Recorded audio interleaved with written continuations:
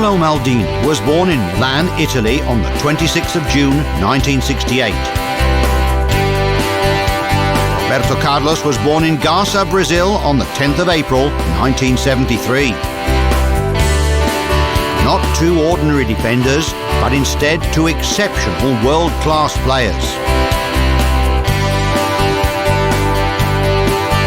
Paolo Maldini played in 4 FIFA World Cups, accumulating 23 World Cup appearances.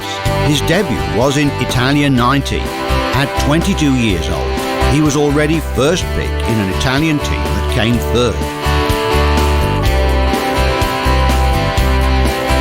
4 years later, he was one of the key pillars that took Italy to the final against Brazil, which the South Americans went on to win on penalties. In the World Cup in France, he captained the Azzurri, when Italy was eliminated in the quarter-finals by the hosts, again on penalties. His last FIFA World Cup at the age of 34 was in 2002. That unfortunate Italian side was knocked out in the last 16, again by the hosts. Roberto Carlos played in 3 FIFA World Cups for a total of 17 World Cup appearances and 1 goal. His debut was in France, 98. He played in all 7 games, including the final that was lost to Les Bleus, the home side. In 2002, he got his own back. Roberto Carlos was one of the heroes of a brilliant run that took Brazil to its 5th title. 4 years later, he was still in the first 11 at the age of 33.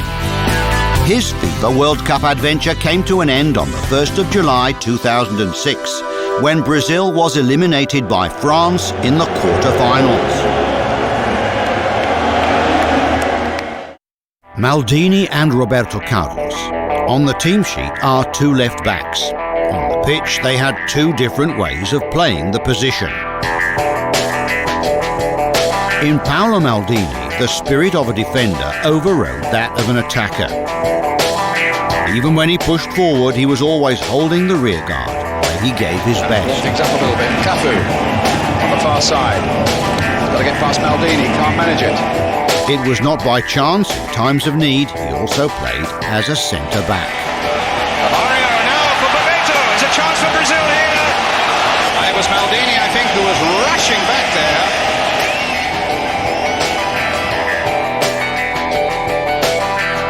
Roberto Carlos was a useful attacker. He was more at home in the middle of the opposition's half. He saw the role as an attacking one, as is the spirit of Brazilian football.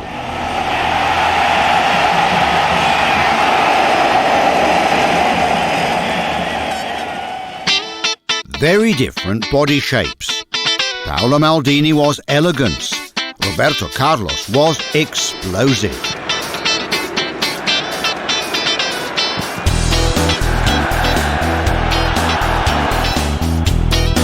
Tall, good-looking and elegant, an appearance that could fool you. On the pitch, Maldini took no prisoners. In the air, he was unbeatable. In hard-fought games, his input was decisive. Like a true captain, he never surrendered.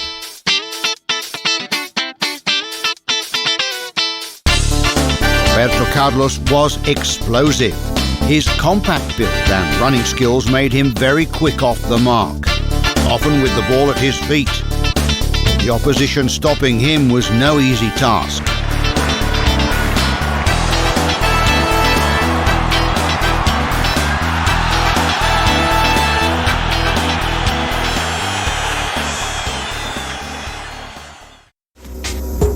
All champions have their extraordinary gift. Paolo Maldini had many aces up his sleeve. His tackles, reading of play and man-to-man marking.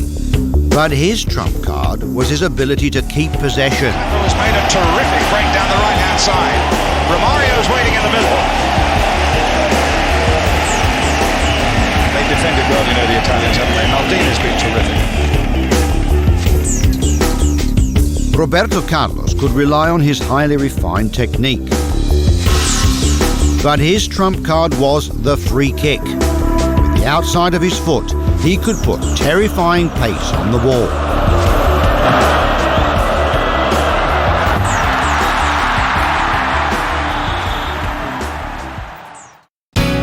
The FIFA World Cup brought both men disappointment, but also satisfaction and great joy.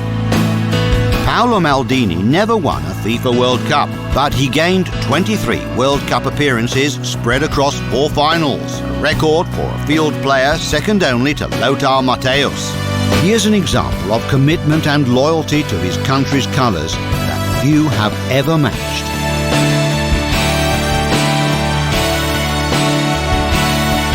June 30th, 2002, the joy of celebration for the whole of Brazil and for Roberto Carlos.